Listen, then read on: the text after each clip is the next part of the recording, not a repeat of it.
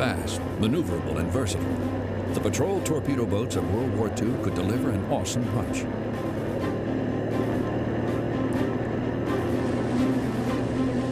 Affectionately dubbed mosquito boats by their crews, they had deadly torpedoes, or fish as they called them, for a threat to the largest ships afloat. Inch for inch, pound for pound, the PTs were one of the hardest hitting warships of all time. Constructed of wood and able to make speeds of up to 40 knots, the PTs were standardized into models that ranged between 77 and 80 feet in length and 20 feet wide. Weighing 50 tons with a range of approximately 500 miles, they were manned by 2 officers and 8 to 10 men. They carried 2 twin 50 caliber machine gun mounts. Later, a 20-millimeter cannon was placed on the stern of the 80-footers to increase its sting against aircraft. But the heart of a PT's armament was its torpedoes. Depending on the boat, the PTs carried between 2 and 4 torpedo tubes. Like a nautical version of David and Goliath, the PTs were designed to take on and destroy the steel-hulled warships that had controlled the oceans of the world for generations. But during World War II, one of the most important roles they played were as barge busters, slugging it out at close quarters with the heavily armed craft the Japanese used to reinforce their island garrisons.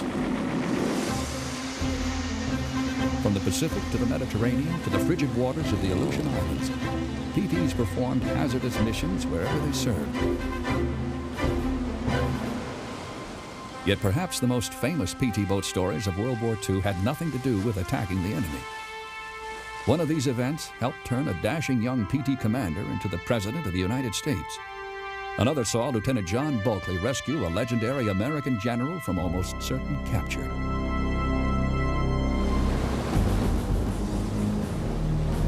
March 1942.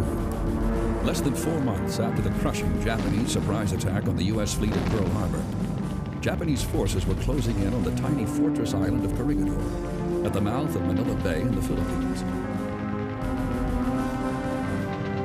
General Douglas MacArthur, commander of the U.S. and Filipino resistance, had become convinced that the situation was hopeless. So too had the top Allied leadership. After long debate, they ordered MacArthur to evacuate the island. Knowing that the Japanese would be expecting him to escape by submarine, MacArthur chose instead to leave on a tiny PT boat. His hand-picked commander was John D. Buck Bulkley. MacArthur believed that the 77-foot-long torpedo boats were the only vessels that had the speed, maneuverability, and stealth necessary to thread their way through the intense Japanese naval patrols. Everyone else put the chances of the PT's success at 1 in 5. The roots of this extraordinary mission reached farther than one might expect, all the way to Great Britain. It was here that the story of the American PT boat began, when 2 radical technologies were joined together into a single, revolutionary weapons system. One was a powerful new anti-ship device developed by a British engineer, the torpedo. This is the weapon that made the torpedo boat possible. In fact, the torpedo boat was developed specifically to deliver this weapon. I'm sitting on a Mark 9 2-star torpedo as used by the Royal Navy in World War II. Its antecedents go back at least to the American Civil War, when the Confederate Hunley submersible sank the USS Housatonic. It was called a spar torpedo and was mounted at the end of a long piece of wood. The danger was obvious. This configuration exposed the attacker to the explosion. Thinking that he had found a way to correct this flaw, A retired Italian Army officer approached a brilliant English engineer named Robert Whitehead with plans for a remotely controlled spar torpedo. Though not overly impressed with the design, Whitehead was intrigued by the concept and continued to develop it until he came up with a breakthrough in 1866 that is still used in modern torpedoes. And he developed a mechanism using a hydrostatic valve to keep the torpedo at depth. Until then, there had been no means of controlling depth. He also developed a balance mechanism very similar to what's on this torpedo here to make the torpedo run consistently at depth. This made it now a predictable weapon. At the front end, the sharp end, the warhead, 800 pounds of explosive, detonated normally by a magnetic or contact pistol. The really devastating thing about an underwater explosion was what's called the tamping effect of the sea. In other words, the explosion couldn't shift the water away. So the maximum force went where it could, which was into the ship. Now behind the warhead, this is the balance chamber here. Behind here, depth setting. This is the engine room. In this case, 4 pistons, semi-diesel, water-cooled. Starting pistol, gyro setting, horizontal and vertical fins for steering and depth keeping. Beyond that, contra-rotating props. That's to stop the torpedo spinning as it goes through the water. And right at the end is the exhaust for the engine. By 1869, Robert Whitehead had improved his early torpedo design to the point where the British, then the largest naval power on Earth, took a serious interest. Their goal was to arm small, fast boats with the new weapon, instantly making them a danger to even the largest warships. But greater speed was a necessity. For this part of their new weapons system, the British turned to another gifted designer named John Thornycroft. In 1877, when Whitehead's torpedo was mounted on one of Thornycroft's designs, the 84-foot-long 18-knot HMS Lightning, a powerful warship was realized, the torpedo boat. Though fast for their time, early torpedo boats like the Lightning were still too slow and fragile to be of much use in combat. Better speed and reliability were attained with the introduction of gasoline-powered internal combustion engines in 1904. Shortly thereafter, Thornycroft produced one of the world's first stepped planing hulls. Well, the stepped planing hull was an enormous advance. It was a way of reducing the hull area in contact with the sea. Once you reached a certain speed, you got up on the step, as they said. So you were zimming along on half the hull surface or less, which meant you got more speed for the same motive power. The gasoline engine and the stepped planing hull gave the fledgling strike craft significant new capabilities. By the outbreak of World War I in 1914, the torpedo boat was ready for action.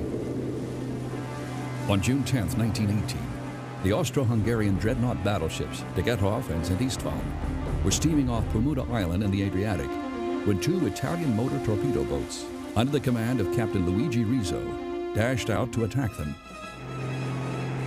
In contrast to the Lightning's 18-knot top speed, Rizzo's boats could do over 30 knots, and each carried 2 modern torpedoes. The first boat's salvo of 2 torpedoes missed, but Rizzo's torpedoes both hit home, sending the St. Istvan to the bottom. A boat weighing only a few tons had sunk the pride of the Austrian fleet, altering the naval balance of power in the Adriatic. The torpedo boat was clearly ready for combat action. It is possible that Douglas MacArthur had never even heard of Luigi Rizzo or the St. Istvan. But when he was serving as military advisor for the newly independent nation of the Philippines, PT boats were very much on his mind. Protecting the islands from the large and potentially hostile Japanese Navy was a daunting challenge for the former Army Chief of Staff. In 1937, knowing that the U.S. Navy lacked the budget to build more capital ships to defend the Philippines, MacArthur lobbied instead for a force of PT boats to do the job. Shortly thereafter, President Roosevelt appropriated $15 million for motor torpedo boat development. That was the very first ticket that PT boats got, and that's what started them on the road to becoming part of the U.S. Navy. Although there were other U.S. designs, The most famous American patrol torpedo boat was developed by a company called Elco. But again, a British connection was crucial. Well, the Elco torpedo boat was actually originally a British design, designed by a man called George Selman, who worked for another pioneer called Scott Payne. And together, they designed what's called the PV-70. PV standing for private venture, 70 for 70 feet.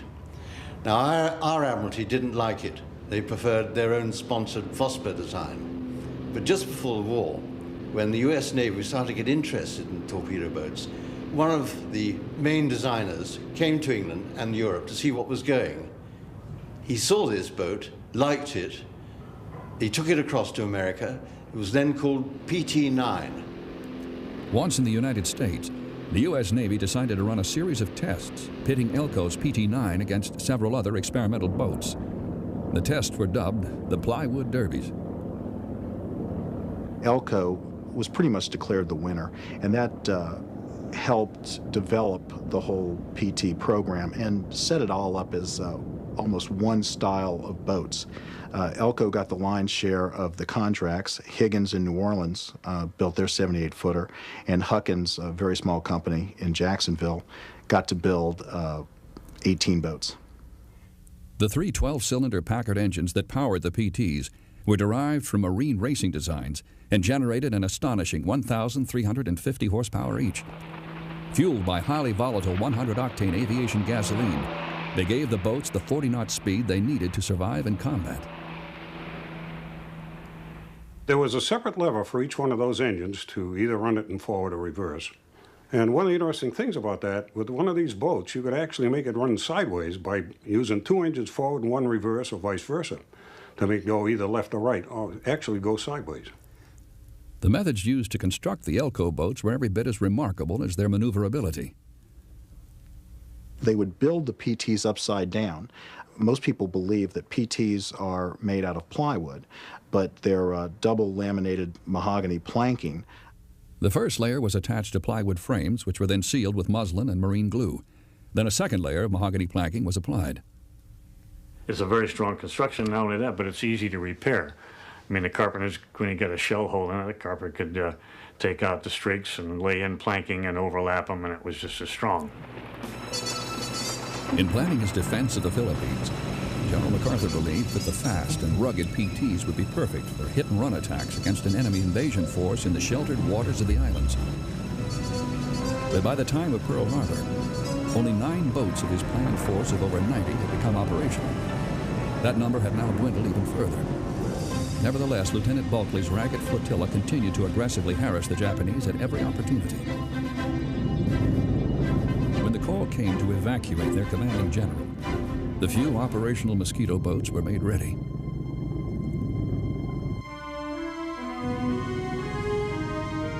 When John Bulkeley received the news that he had been chosen to lead the mission to take General MacArthur off Corregidor, his Mosquito fleet in the Philippines was down to 4 boats with exhausted engines, little fuel, and only 4 torpedoes between them. Since the Japanese began their invasion of the islands in late December 1941, Bulkeley's tiny force had pursued a relentlessly aggressive campaign against the overwhelming Japanese naval forces. But the non-stop operations and lack of supplies had taken their toll. The exhausted Packard engines that powered the boats were months beyond their recommended overhaul dates, cutting their 40-knot top speed nearly in half. The stories went that PTs went 70. There was a little song, I'm not sure how the tune goes, but it's some PTs do 70, some do 69. If we get ours to run at all, we think we're doing fine. Depending on combat conditions, the engines were supposed to be overhauled every 600 hours. It didn't happen. The PT's truer speed right out of the shipyard was 40 knots with a battle load, 45 without. And under war conditions, sometimes 20. I heard a boat in the Mediterranean went out at 19 knots one night. On paper, Bulkeley's job looked practically impossible. From Corregidor, he was charged with leading a formation of 4 worn-out boats through nearly 600 miles of Japanese waters, delivering MacArthur to an airfield near Cagayan Point on the north shore of Mindanao. But Bulkeley's force had at least one crucial advantage over the Japanese. The PTs had been designed to have a low silhouette, making them extremely hard to detect. And in these days before the perfection of radar, the task of the Japanese would be doubly difficult. Bulkley's men had also become highly adept at night operations. Well, most people envision the PT boats as roaring in for the kill with the water splashing and screaming fire one and fire two, and they really didn't work that way. It was more of a stealth operation. PTs largely operated at night. Later on in the war, they tried a few daylight raids, but most of the time, everything was done at night. At dusk on Wednesday, March 11th, 1942, Bulkley's PT-41 pulled into the dock at Corregidor. PTs 32, 34, and 35 were waiting just beyond Corregidor's minefield. In the gathering twilight, MacArthur, his wife Jean, and their 4-year-old son Arthur stepped aboard the 41. After saluting Corregidor and vowing to return, the general informed Bulkley that he could cast off. Linking up with his other boats, Bulkley set a seaward course. Behind them, the big guns on Corregidor thundered to mask their departure. But along the shores of a nearby island, bonfires were burning. Japanese coast watchers had spotted the little flotilla and were trying to alert their forces in the area. To avoid being sighted again, Bulkley turned his boats away from the islands into the rougher waters beyond. Now the high seas began to take their toll. The boats became separated and Bulkley was forced to continue ahead on his own. All during this time, MacArthur lay on a mattress below deck, seasick, his wife rubbing his hands between her own bouts of illness. Yet despite the rough seas, the rugged PT still managed to push ahead. Sometime after dawn on Thursday, March 12th, PT-41 arrived at Cuyo Island, midway to their destination. Within a few hours, 2 other boats straggled in. At 2:30 p.m., the 3 boats stopped, waiting for the missing PT-35. They would later learn that its engines had broken down. Its passengers and crew later made their own way to Australia. Barely back at sea, a lookout on PT-41 spotted a Japanese cruiser. The question was, had it spotted them? In top form, a PT could easily outrun a cruiser. But in their current condition, their top speed was barely 20 knots. The cruiser's was 36. Bulkley altered course and prayed that the Whitecaps would mask them. Fortunately, they did. The stealthful design of the PTs had saved them from being spotted. Finally, with dawn breaking on the morning of Friday the 13th, the light on Cagayan Point was sighted. Lieutenant John D. Bulkley and his PT-41 had delivered their leader, on time and on target, after 35 sleepless hours, high seas, and 580 miles of enemy waters. The ruggedness, long range, and stealth of the PT boat had allowed it to complete a mission which, at that time, perhaps no other vessel could have accomplished. MacArthur's rescue made John D. Bulkley one of the most renowned American heroes of World War II, and a living legend to everyone who served on a U.S. PT boat. I had the privilege of Bulkley actually being on my boat once. I was in Squadron 6 in New Guinea, and he came back to the States after he got MacArthur out of the Philippines and got a Congressional Medal of Honor from President Roosevelt. He ended up back at the training center in Melville, Rhode Island, and Bulkley came back out again with Squadron 7. So we had been operating then about 6 or 8 months, and he decided he'd like to see how we were doing. So he took a run out with us. But I tell you, every man in PTs has the utmost respect for this gentleman. He certainly was one fantastic man. Bold, aggressive, willing to take chances that others would deem foolhardy, John Bulkley was perhaps the prototypical PT man. These sailors represented a breed apart, an elite group of men who, because of their free-spirited attitude, were sometimes looked down upon by the brass and the regular big-ship Navy. The extraordinary esprit de corps that developed between the small PT crews was crucial to how the boats functioned, bonding the men with their vessels and each other to a degree that was unusual, even in a service where love of one ship was commonplace. Guys loved them. I fell in love with the boats. When I first got on PTs, I thought there was nothing in the world that ever rode any slicker or better or faster or more exciting. You know, 20 years old, full of moxie. Even after I came back, 15 months in the war zone. You'd think a guy'd have enough by then. I used to go out on weekends when they took the training cruises just to get a ride on the boat. The result of this tremendous affection was that boat and crew were melded into a smoothly functioning unit. It was a process that began with training, and every U.S. PT man received that training at Melville, Rhode Island. MacArthur sent Bulkley back to the United States with one message: to build more PT boats and to properly train the crews. And that's what started Melville. Melville became the big base where everything having to do with motor torpedo boat training took place. The skippers were trained there, all the enlisted men were trained at every different aspect of running a PT. They knew how to fire the guns, they knew how to work on the engines in an emergency. Everybody was cross-trained, so in case anybody was hurt on a very small crew of 10 to 12 men, that they could step in and help. On a naval vessel, generally you always had one particular job you did, but on a PT boat, there was the constant possibility in action that somebody would be killed, and that would wipe out that particular phase of it. So everybody had to have a certain amount of understanding of everybody else's job. That was one of the unique things about PTs. The PT boats themselves were designed from the outset to be as versatile as their crews. PT boats were going to be developed to be used in all theaters of war. One of the very first Higgins squadrons that came out of New Orleans was sent to the Aleutians, and that was very, very harsh conditions on the smaller boats.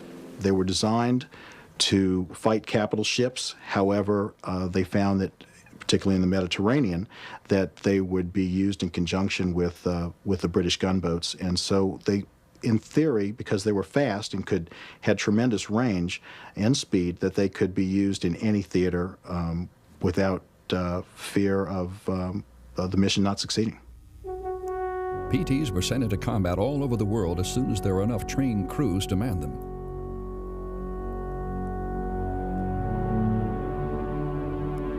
But the first place they saw significant action was in the Pacific in 1942. During a grueling campaign that would see more American ships sunk than in the entire war up to that time. Guadalcanal.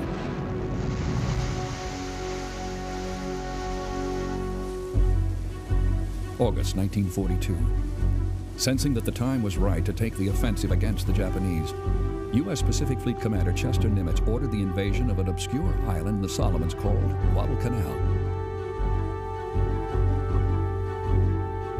Rising to the challenge, the Japanese focused the total effort of their Army and Navy on retaking the island, turning the campaign into one of the bloodiest and hardest fought in all of World War II.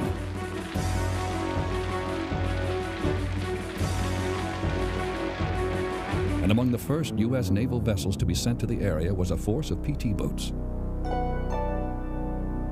When the PTs originally showed up at Guadalcanal, they were on their own, basically. They had no forward base. It was very difficult for them. They moved into shacks, almost. Every night they'd go out and do battle and come back in and then have to refurbish the boat or work on it and reload. They'd have to reload the torpedoes, which were very heavy. A PT boat held 2,800 gallons of fuel and would burn most of it. Some of them would have to be towed back in after a night's foray. So with 55-gallon drums being the only source in a forward base, it would take PTs hours to refuel. Despite the difficult circumstances, the PT boats and their crews continued to fight doggedly, helping to fill a gap that was critical to the survival of American forces on Guadalcanal. When we first got over there, there's no other vessel that we could have brought in there to do what we had to do. You see, a PT boat only drew 5.5 feet of water. You get in pretty close to shore with that. We've been in where you could count the leaves on a palm tree. Because of that unique phase of them, that they were fast, maneuverable, could get in close to shore, there was nothing else that could have taken their place at that particular time. As the battle for Guadalcanal became increasingly desperate, the Japanese began sending fast convoys of destroyers and cruisers to bombard U.S. Marines on the island. These forces came to be called the Tokyo Express. It soon became the main job of the PTs to harass these convoys. Lying in wait among secluded inlets, they would dart out, fire their torpedoes, then speed away to safety. But time and time again, These missions were spoiled by persistent problems with the boat's torpedoes. It was a difficulty that hounded the PTs in every theater of the war. The torpedoes were horrendous. They had a 62% failure rate. They were Mark 8s designed in World War I for use by destroyers. They were very slow and had a very small warhead on them that sometimes, even if it hit its target, wouldn't work. So we frequently would jam the rudders upright, the airlines, I guess you call them, so they'd run along the surface like a motorboat.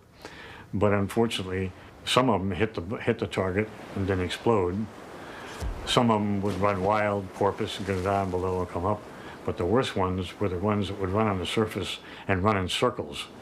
And we had a number of missions where we were actually driven off by our own torpedoes. One night in the Mediterranean, Ed Dubose was leading an attack of a freighter, and he screamed to another skipper over the radio, "How many fish have you fired?" And the skipper's reply was, "I haven't fired any. I'm too busy dodging yours." The torpedoes weren't the only problem. The method of firing them was also complex and cumbersome. The early Elco PTs had torpedo tubes that had to be manually cranked out into firing position. The torpedoes were then fired by electrically igniting black powder charges in canisters at the rear of the tubes. The Higgins boats had fixed tubes that were fired by compressed air. These systems were difficult and dangerous to use in combat. In late February 1943, the solution to the problems of both the torpedoes and their tubes was found in the same informal way that guided so much of what happened in the American PT boat service. The real change with torpedoes and PT boats came when two skippers were sitting around having cocktails in New York one evening, talking about what a lousy things these flash powder torpedo tubes were and how they would ignite and show the enemies where the boats were, and the torpedoes would run any place they wanted to. These skippers decided that if they could use the Mark 13 aerial torpedo and just roll it off the boat on some sort of rack system, much like a depth charge would be used, that they'd be in much better shape. Within a few days, a simple roll-off rack system was jury-rigged right at their base. After only 3 further days of testing, the system had proven so effective that it was decided all future PTs would be armed with the new torpedoes and racks. By the time this new system entered service, the tide had already turned in the war against Japan. But the PTs still had an important role to play in the Pacific, a role that would radically alter their armament and the way they fought. As the war changed against Japan, we went from a defensive posture to an offensive posture, and the Navy brass decided that we would do an island hopping campaign, which would include leaving large groups of Japanese on certain fortified islands, with the whole purpose being to starve them out eventually. The only way they could be resupplied was by small boats at night, which was landing barges. They had thousands of them. When the Japanese realized that this was their only supply line, they started reinforcing these barges and would put huge steel plates down the sides. There'd be troops in there armed with automatic weapons and light armor-piercing shells, and the PTs had to change and develop with the enemy. With the new lightweight torpedoes on board, they were able to put a 40 millimeter on the stern, move the 20 millimeter forward, take a 37 millimeter off of an crashed Air Cobra, put that on the bow, and were able to get one hell of a punch. This is where PT boats' role changed from a giant killer to a barge buster. So our job was to go out at night and intercept them and take them out. And it was all gun firing. We didn't use the torpedoes, but I never saw a big ship that we could have fired at. If we had, we'd been tickled foolish.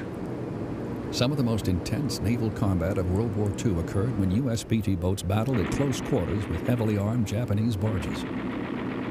We got in between 2 barges one night and got crossfire. So there were 6 barges loaded with guns, and we couldn't imagine what it was. We found out afterwards it was a general and his whole staff that were evacuating to a rear base, and we just happened to catch them one night. We wiped out all 6 boats. So when we got all done at the end of my 15 months, we had taken credit for 14 landing barges we had sunk. They'd be anywhere from 60 to 100 feet long, and 1 dive bomber that we shot down. It was during this campaign that the PTs earned their nickname from the Japanese. They called them devil boats. By making the transition from a swift torpedo attacker to a rugged gunboat, PTs had once again proven their amazing versatility. Yet even as the devil boats were helping to strangle the Japanese lifelines in the Pacific, on the other side of the globe they were fighting a different enemy with different tactics. The place was the Mediterranean, and the enemy was Nazi Germany.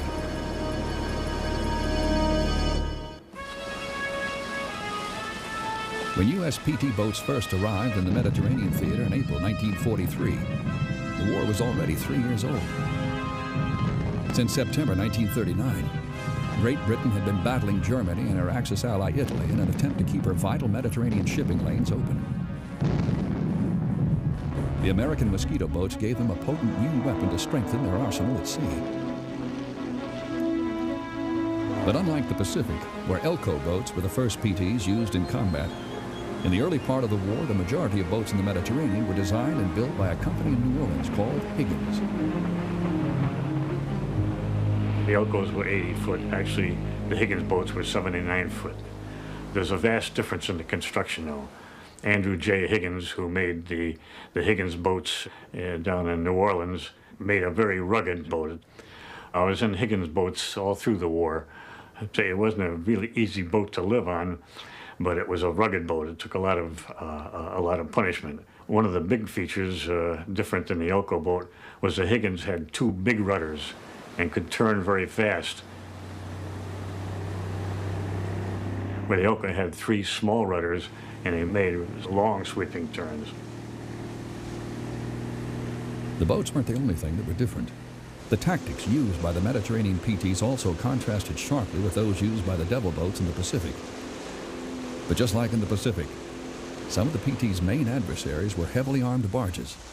These formidable German vessels were called F-lighters. Well, we were very fortunate in the Mediterranean because we did the work that we were really designed for. We were doing primarily torpedo work. And our main targets were what we called F-lighters, which were big barges, very heavily armored. We discovered very quickly that they were outgunned. They carried 88 millimeters and 40 millimeters aboard. So after the first few brushes where we had a lot of people wounded, they told us not to try to slug it out with F-lighters. But we also ran into a lot of German E-boats, which were the equivalent of PTs, except they were larger. They were 110 feet long, diesel powered, and unfortunately just as fast or faster than we were. Cruising in a 3-boat division, the PTs would hunt for enemy shipping. After locating a convoy, they would deploy to the left or right, depending on the direction the enemy vessels were sailing. We were very fortunate that we had radar, and the enemy didn't have it, so we could stay off until we got the course of speed of the convoy, and then kind of come in flat angle on the bow to drop our torpedoes. The lead boat would drop his torpedoes, usually 1 or 2 at a time, and then sheer off, peel off. The next boat would drop his too. And then the last boat, the 3rd boat, which was, we were always very anxious to see who was in the 3rd boat, because by the time he dropped his torpedoes, the first torpedoes were passing or hitting the convoy, and the firing usually started. So the last guy was in trouble. Not all PT boat combat in the Mediterranean was ship to ship. The Mosquito boats also proved themselves in amphibious operations. After we were over about a year, we participated in the invasion of Elba. There was probably more PT boats involved in that operation than any other time in the Mediterranean. It was June of 1944, just after Allied forces had entered Rome, and the goal of the operation was to deny the Germans use of the coastal waters south of Elba. But the extensive minefields around the island meant that it was considered too risky to use deep draft vessels in the invasion.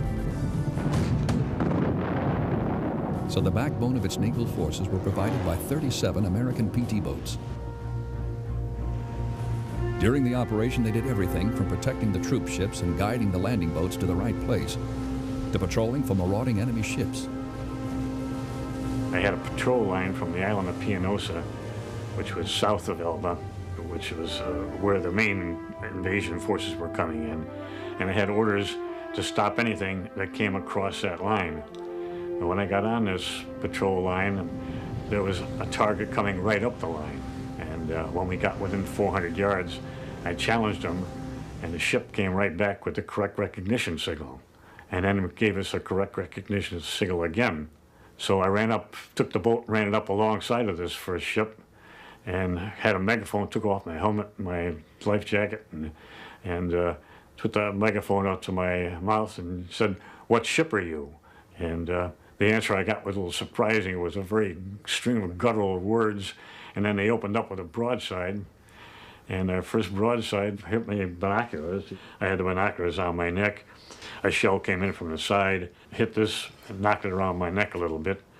It's a good thing I didn't have the girth I have now, or I don't think I'd be here. So I immediately yelled, "Fire!" And fortunately, our first few bursts were a lot better than theirs, because we just about cleaned the deck off. And we could hear them screaming and crying on the other boat, on the German ship.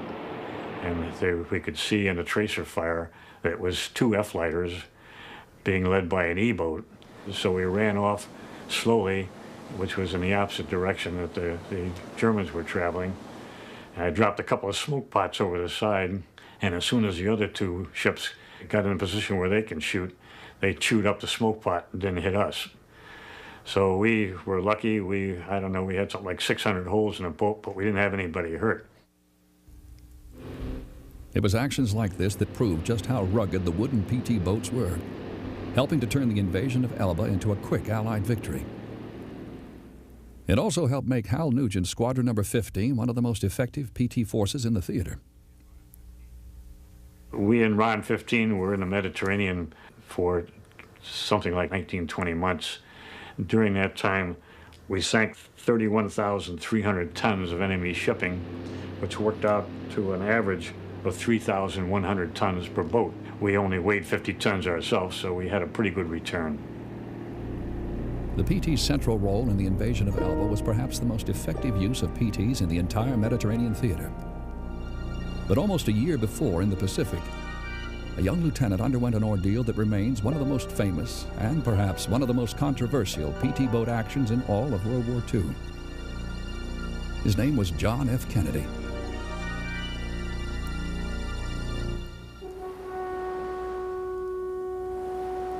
August 1st, 1943, the Solomon Islands. Lieutenant John F. Kennedy was commanding PT-109 on a mission with 14 other boats to intercept a Japanese convoy of destroyers and fast transports. Like many others, Kennedy had been inspired to join the PT forces by tales of Douglas MacArthur's dramatic escape from Corregidor in John Bulkeley's PT-41. At 2 a.m. on August 2nd, Kennedy's boat sat idling in Blackett Strait, waiting for the enemy, when suddenly it was rammed by a Japanese destroyer. Two of the 109's crewmen died instantly. Kennedy ordered the rest to abandon ship. If he was in a dark night and you could get these quick cloud skies that would just drop down right on the top of the water, you couldn't see the front of the boat. But he did a marvelous job in getting his crew out of that any of them were able to survive it. After floating all night on the front half of the wrecked 109, Kennedy decided to take his men ashore to a small atoll that was some 4 miles away. Kennedy led the way, the strap of a badly burned crewman's life jacket clenched tightly in his teeth. For 4 hours, Kennedy swam, hauling the man behind him. Once on the atoll, Kennedy took stock of the situation. The only way to get help, he decided, was to swim out into a nearby channel at night with a lantern to try to signal a passing PT boat. Over the following days and nights, Kennedy made several long solo swims in a vain attempt to flag down a rescue vessel. Finally, on the 7th day after the crash, help arrived. Lieutenant Kennedy was hailed as a hero. Kennedy's father wanted a Congressional Medal of Honor for his son, but he never got it.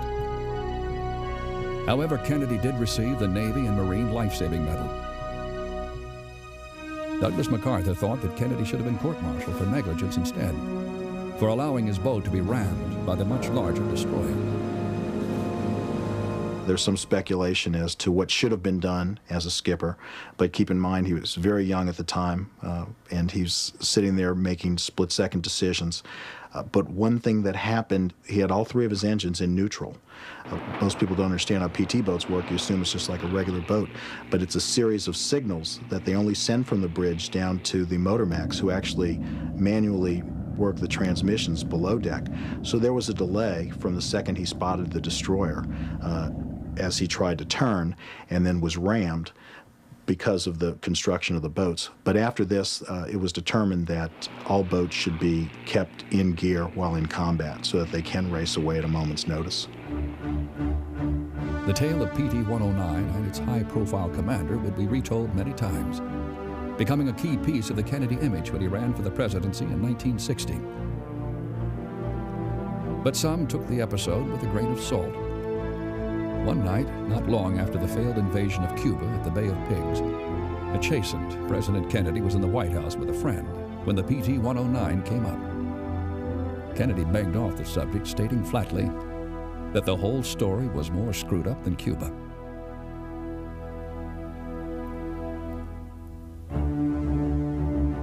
At dawn on March 2nd, 1945, over a year and a half after Kennedy's boat was sunk, General Douglas MacArthur stepped onto the deck of PT-373 in Manila Harbor.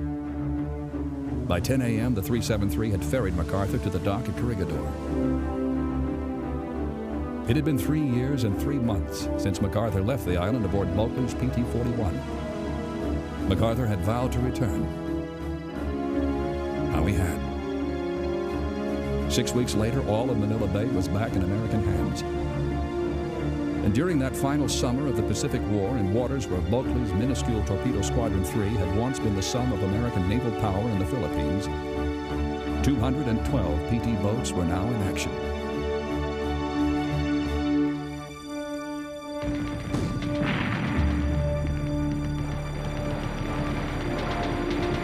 During World War II, the Mosquito Fleet served at Normandy on D-Day, in the Mediterranean, in the Aleutian Islands of Alaska, and had tormented the Japanese throughout the South Pacific.